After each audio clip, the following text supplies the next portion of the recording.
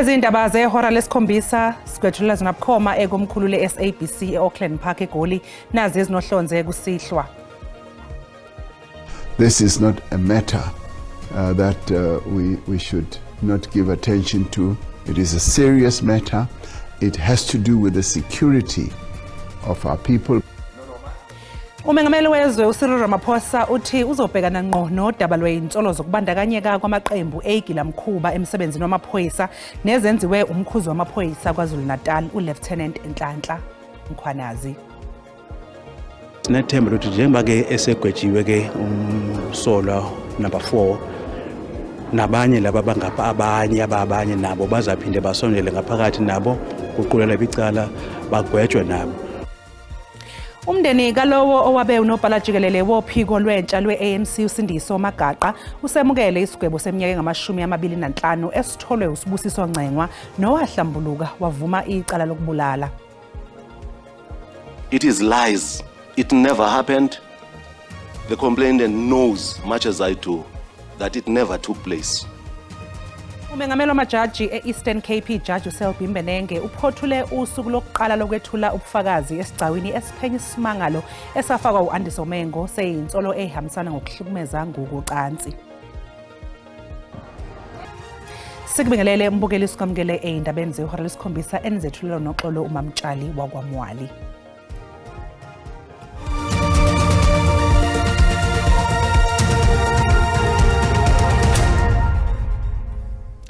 Umengameli wezwe uCyril Ramaphosa uthi izinsolo ezenziwe ukhomishana wamaphoyisa KwaZulu-Natal uLieutenant General Nhlanhla Mkhwanazi eyibhekise kumalungu SAPS kanye nongqongqoshe wamaphoyisa uSenzo Mchunu zizosukunyelwa ngokuphuthuma uma sekwenziwe uphenyo olunzulu. uRamaphosa ubekhuluma nabe indaba eRio de Janeiro eBrazil ngemva kokuphothulwa kwengqungquthela yehlandla le-17 yabaholi beBRICS. Ngemuva kokuphothula ingqungquthela yabaholi bamazwe eBRICS ebibanjelwe enhlokodolobha eRio de Janeiro eBrazil, umengameli wezwe uCyril Ramaphosa uqinisekise izakhamuzi zakuleli ukuthi lizosukunyelwa ngokuphuthuma udaba lwezinsolo ezenziwe umkhuzi wamaphoyisa KwaZulu-Natal ngongqongqoshe wamaphoyisa uSenzo Mchunu. There will be a clear way forward. This is not a matter that we should not give attention to. It is a serious matter. It has to do with the security of our people, but it also has to do with our adherence to the rule of law. The police play a critical role in enhancing the rule of law, the safety of South Africans, and that those who have done wrong should be dealt with. Kusenjalo unobhala jikelele we-ANC uFikile Mbalula uthi ANC izithathela phezulu lezinsolo kanti banethemba lokuthi bazohlangana noMchunu maduze ukuze abeke olwakhe uhlangothi. We have not met with Comrade Senzo and in this particular instance, and I'm fully confident that you will engage with the leadership of the ANC and in particular Luthuli House on the disparaging allegations that have been made. He owes it to the ANC. He doesn't have to be commanded about it. Umbalula uqinisekise izakhamuzi zakuleli ukuthi ANC isaqhubeka nemizamo yokulwa nobugebengu. Ubese inxusa nabezindaba ke ukuthi bapheze ukusabalalisa imininingwane edukisa umphakathi. As a deployee, Usihlalo wekomidi lomnyango wamaphoyisa uIan Cameron ube nesiphakamiso sohlelo lozobhekana nezinsolo ezivezwe ukhomishana wamaphoyisa KwaZulu-Natal uLieutenant General Nhlanhla Mkhwanazi nokuhlelo olubandakanya isigcawu esisophenya. Uthe uzobiza umhlangano nje maduze ukuze kubhungwe ngendlela eyaphambili. Isipolisa saseMzantsi Afrika siyaqhwalela kwaye kufuneka kwenziwe inzame zokusiphucula sibe semgangathweni. Ezi zizimvo zikasihlalo wekomiti yemicimbi yesipolisa eParlamente uIan Cameron. The first one is an appointment of some kind of an ad hoc inquiry or commission with a clear timeline to urgently investigate the allegations. And I must emphasize with this the importance of the dockets that were mentioned yesterday by General Mkhwanazi, that those dockets or the processes regarding them should be frozen until an independent inquiry can be done. Ezinye izindululo zezokuba kuqhutywe uphando ngendlela amagosa aphezulu aziphatha ngayo kwaye ngoku umbuzo wokuba ukuba umphathiswa wesipolisa uyaphandwa angashenxi kusini na. Now, if any preliminary investigation indicates any form of political influence from anywhere in the ministry, suspension should be considered. Noxa nje uMkhwanazi etyhola uMchunu ngokuba namahlakane angekho kurhulumente anikwa neemfihlelo zesipolisa, uMchunu wakuphika oku ngaphambili. I'm no associate to the person that General Mkhwanazi is referring to. Kukho nosomashishini oseluvalelweni uVusimuzi Kurt Matlala otyholwa ngokutsala uMchunu ngempumlo ngenxa emnika amaqithiqithi. uCameron uthi lo somashishini ukhonya kwiindawo ezininzi. Kwiindaba ze-SABC ndingubulelani Philip eParlamente. Kusenjalo izakhamuzi zaseThekwini seyinxuse umengameli uCyril Ramaphosa ukuthi ayisukumele ngokusheshsha izinsolo ezenziwe ngongqongqoshe wamaphoyisa uSenzo Mchunu. Bahlale phansi baxoxe nesigungu sabo, president abize isigungu sakhe, abizwe uMr Mkhwanazi kuzoxoxwa ngoba yena siyacela nje ukuthi upresident even ngisho siphelile contract yakhe asibuyisele yena ngoba siyayibona imisebenzi yakhe. For him it's dangerous because those who always highlight the wrongdoings are always caught in dangerous positions. A lot of people don't report instances on stage to report that this is what his findings are. People don't report the findings because that means now going home with a target on your back. There's many instances where those people were murdered for doing the same things, and that's what the task force would have been implemented, is to investigate who was murdering the people who were raising issues of corruption. And that task team is now being disbanded, which makes zero sense. Thina abantu base South Africa especially bese silahlekelwe yithemba ukuthi SAPS ukhona. Wabuya uMkhwanazi eKZN wa restore lelo themba ukuthi hayi uSAPS ukhona uyasebenza. Futhi indlela asebenza ngayo kuyabonakala ushiya umanga ngemumva. Mfisa ukuthi nami futhi ngilizwe futhi iside lakho uMchunu. Mentioning ukuthi naye simuzwe ekhulumela ngoba angifuni ukuthatha iside lodwa ngalizwa ngelinye iside. But kuloko akubekile yena umthetho siyadinga ukuthi udlala indawo yawo. Umengameli wezwe uCyril Ramaphosa uthi kusimama ngamandla ukwesekwa kwamazwe angaphansi kohlaka lweBRICS. Ubekhuluma ngesikhathi kuphothulwa ingqongqothela ebisingethwe eBrazil. We've had a really successful BRICS summit here in Brazil. President Lula, President of the Republic of Brazil, organized this summit rather excellently. And we also appreciated the fact that they invited other outreach countries to be part of this. And we keenly observed and appreciated the interest that is growing around the world, particularly in the global south, towards BRICS. We admitted a new member in BRICS, Indonesia, and we also admitted new BRICS partner countries. There is a lot of interest in the global south about being part of BRICS, which shows that BRICS continues to grow its voice, its reach, and by importance as well. Sithanda ukwexwayisa ngokuthi ke lo mbiko olandelayo unamagama aqinile aphathelene nezocansi. Umengameli wamajaji Eastern Cape Judge uSelby Mbenenge namhlanje utshele isigcawu esihlalele isimangalo seyinsolo zocansi sifakwe ngayo ukuthi wayenenhlansi yentshisekelo ngoAndiswa Mengo. Umbenenge ke uthe noma kwakunjalo akuphikile esigcawini ukuthi wake wathumelela uAndiswa Mengo isithombe sibucayi sobuntu bakhe. Ijaji uMbenenge bengokuqala namhlanje libizelwe esitikini ukuzoyiphendulela. Ijaji uMbenenge lithole ithuba lokubeka olwaluhla ngothi insolweni elibhekene nazo ezihlobene nezocansi. Uvumile phambi kwesigcawu ukuthi wayenentshisekelo ngoAndiswa Mengo nathi akakubona okwangalungile ngalokho. Let me just mention it in passing. I know of judges who married their secretaries in this country. Heavens did not fall. Well, the answer will be two wrongs don't make a right. I don't believe that there was anything wrong. kukhona konke okusezithebeni zesigcawu ijaji uMbenenge elikhahlela ngazo zombili izinsolo zokuthi lake lathumela uAndiswa Mengo isithombe sobuntu balo nezinsolo zokuthi wake wacela uAndiswa Mengo ukuthi amenze ucansi lomlomo. I look at it as a campaign to shame me. It is lies. It never happened. The complainant knows, much as I do, that it never took place. Ijaji uMbenenge uthole ithuba lokuzwakalisa ilaka lakhe ngendlela yokuziphatha kohola ofakazi ngembuzo kulesigcawu Advocate Salome Skippers ngokwendlela aqhuba ngayo abona sengathi ibukhali ngasohlangothini olulodwa kuphela. Evidence leader, you are investigating in an investigative process. You are not the complainant's lawyer. You are not the prosecutor, such as in a criminal case. It is incumbent on you to investigate in the true sense of the word. Ijaji uMbenenge lizoqhubeka nokuziphendulela esigcawini ekseni kusasa. Sisasiqu eyitolo kanti mangabe sibuya sokuphathela uWT. The release will be conditional. If you do not meet the accountability condition, we won't release money.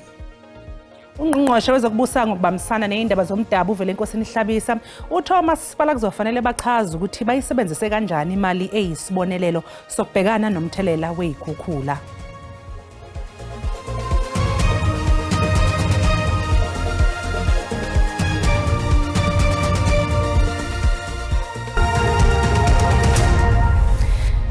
Sikubingelele sikwamukele uma ngabe usanda kungena udabeni oluphambili besibike ukuthi uMengameli wezwe Cyril Ramaphosa uthi uzobhekana ngqo nodaba lwezinsolo zokubandakanya kwamaqembu egilamkhuba emsebenzini wamaphoyisa nezenziwe umkhuzi wamaphoyisa kwaZulu-Natal uLieutenant General Nhlanhla Mkhwanazi. Mbukela sikhumbuza ukuthi lezi ndaba ziyatholakala ku-YouTube na ku-SABC Plus ungena kuzo uyicinga amagama athi SABC izindaba na kanjani ke uzoyithola ngomnjalo bazo.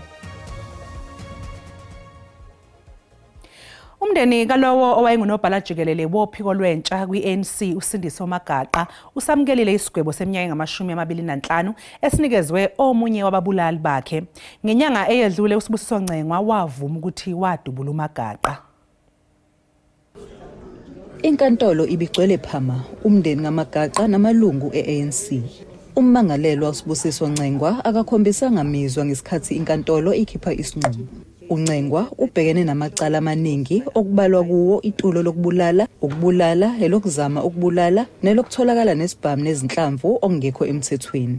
Ijaji uNontuthuzelo Mlaba lithi ngenxa yokuthi uNcengwa walidalula ngokugcwele iqhaza lakhe ekubulaweni kukaMagaqa kanye nokukhombisa ukuzisola ngesenzo sakhe ngokuvuma ukuthi unecala kuyizathu ezanele ukuthi athanjiselwe isigwebo. Nokho uphinde wathi uNcengwa akazange akhombise ukukhathalela impilo yomuntu ngesikhathi evuma ukubulala. You are sentenced as follows. Count 1, conspiracy to commit murder. You are sentenced to 25 years imprisonment. Count 2, murder. You are sentenced to 25 years imprisonment. Count 3, attempted murder. You are sentenced to 5 years imprisonment. Umndeni kaMagaqa yize ujabulile ngokukhishwa kwesigwebo uthi ukufa kwakhe akumele kube yize futhi labo abathinteka enkohlakalweni kumele bajeze. Kodwa ke sinethemba ukuthi njengoba ke esegwejiwe ke umsolwa number 4 nabanye laba bangapha abanye nabo bazaphinde basondele ngaphakathi nabo kuqulela ibicala bagwetjwe nabo. I-National Prosecuting Authority ithi abantu abadalulwe uNcengwa ngenkathi evuma icala kuzomele baphenywe ngaphambi kokuthi kuthathwe izinyathelo. As it was mentioned in court and by the prosecutor at length that we have matters of this nature and they're prevalent in KZN. So we would like for this case to show that indeed the NPA is working hard. Icala labasolwa ababili uSibonelo Myeza noMbulelo Mpofana lizoqulwa ngomfumfu. Ummangalelwa wesine umlungisi Ncalane kuthiwa akakulungele ukuqulwa kwecala kanti okwamanje ungeniswe esikhungweni sabagula ngengqondo. Ingonhlanhla Magwaza ezindabeni ze-SABC eMgungundlovu.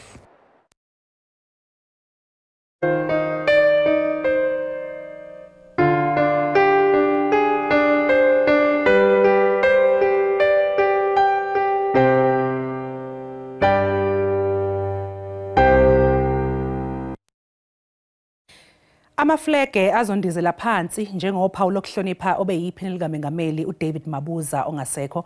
uMabuza udlule emhlabeni ngesonto ledlule kanti ubeseneminyaka engama-64. Uzonikezwa ke isigaba sesibili somngcwabo kahulumeni uma esebekwa endaweni yakhe yokugcina ngomgqibelo. Basaqhubeka nokutheleka emzini owayeyiphini likamengameli uDavid Mabuza eMpumalanga abaholi bezombusazwe abahlukene bezobhonga emswaneni. Phakathi kwabo kuba lo ngqongqoshe uDavid Mahlobo kanye noThembi Simelana abachaze uMabuza njengomuntu wabantu. Comrade Mabuza valued the issue of education. There are many people within the boundaries of this province and outside the province that are occupying many positions of influence, whether in government, whether in other sectors, on the basis of the belief in the education system. I remember his time management skills. Comrade DT was never late in any meeting, whether it's 7 in the morning, whether it's 6, and he will allow you to set the time. He will say, "Bega when it's cut." Abanye bamkhumbule njengomuntu obeqondile futhi obengumgqugquzeli kusukela ebusheni bakhe. I convinced him to be part of the underground structures of the MK, where he participated, and we trained him underground, you see. And from there, he was a selfless person. Every time we wanted to elevate him, he said, "No, my time will come. Now I'm still on the learning curve." Mabuza uzofihlwa ngomgqibelo.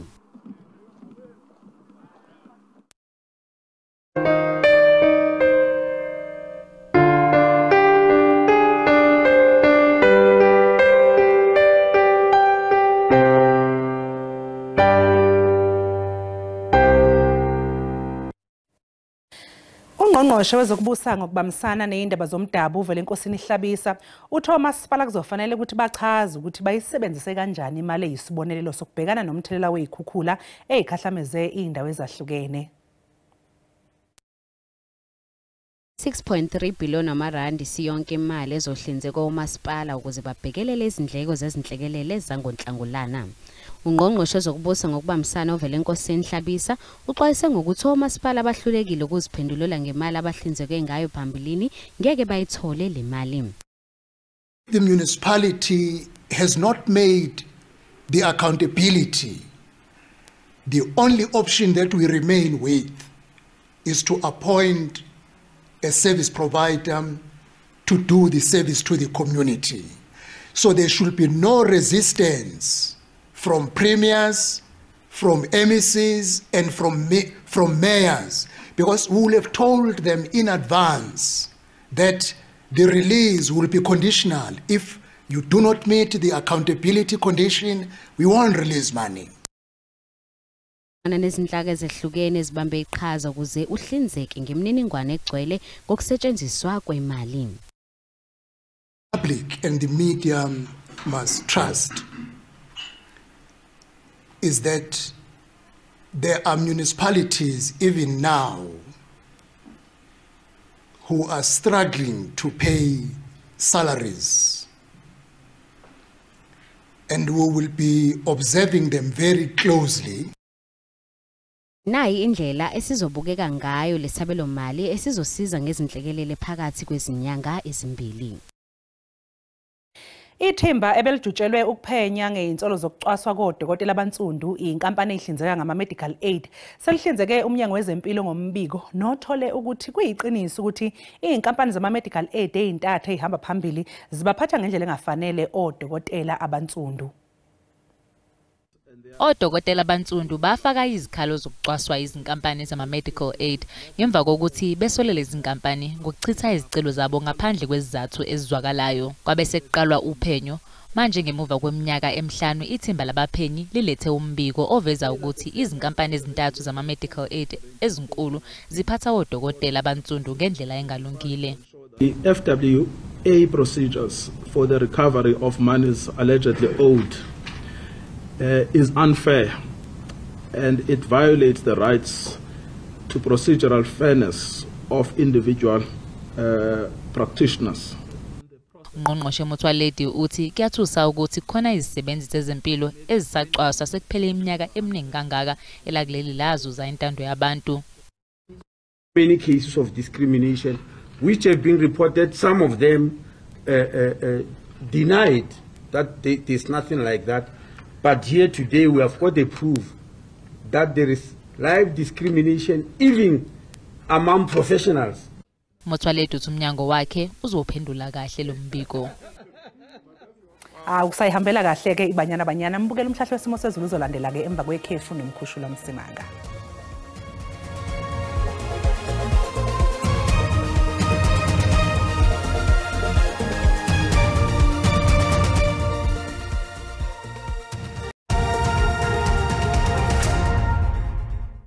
Kwaze kwentokozo mbukeli ukuthi siphinde sihlangane njengoba sesisho sithi lingasikaza ngamafi kakhulukazi engxenyeni ke esentshonalanga ebusuku banamhlanje uyongena ke engxenyeni ezingaseningizimu nokho mongena ngasenkabeli ngaqhubeka nokubalela nje silindele nje amancane nje amathuba emvulo okanye umkhemezelo mongena kakhulukazi ke enkabeni kwaZulu Natal uyongena endaweni ke ezilapha eHlanzeni eMpumalanga sisho sithi ke nakusasa singawalindela lamathuba kakhulukazi ke lapha eMpumalanga koPitritifo okanye komkhondo uyongena koEmelo uyongena lapha koParapolo nakoGiyane imkhemezelo okanye imkhizo nje yasekuseni ngivumele ngithi ke ikhona inkungu yasekuseni kakhulukazi ke maphakathi kwaZulu Natal iye ngokubalela kodwa ke mongena kwelase Freestata siyongena kakhulukazi phansi lapha eStern Cape kanjalo nakuzo zonke indawo ezingapha ngasentshonalanga lingabalela nje kakhulukazi ke osukwini lakusasa sisho sithi ke asibheka amazinga phansi ebusuku banamhlanje kuyofika kusasa kuseyimpondo zankomo lingakubuza nje ukuthi ungubo ngakumongena engxenyeni ke ezimaphakathi ngapha ngasentshonalanga ngaphansi kweqanda mongena lapha koDR yongena ikakhulukazi koSutherland kubande futhi nomungena lapha kovustile siyongena phansi lapha eStern Cape kebanda kakhulu ke ikakhulukazi endaweni ke ephakeme kulozo ndawo uyosondela ke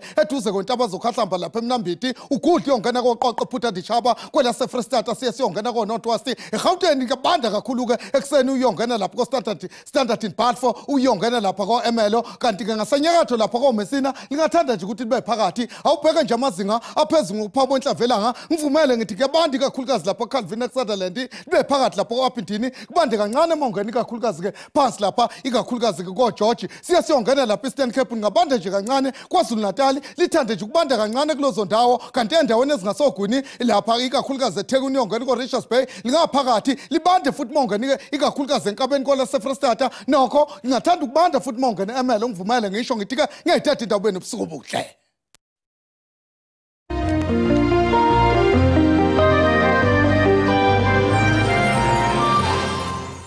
Mbukeli ube nobusuku obuhle usale kahle.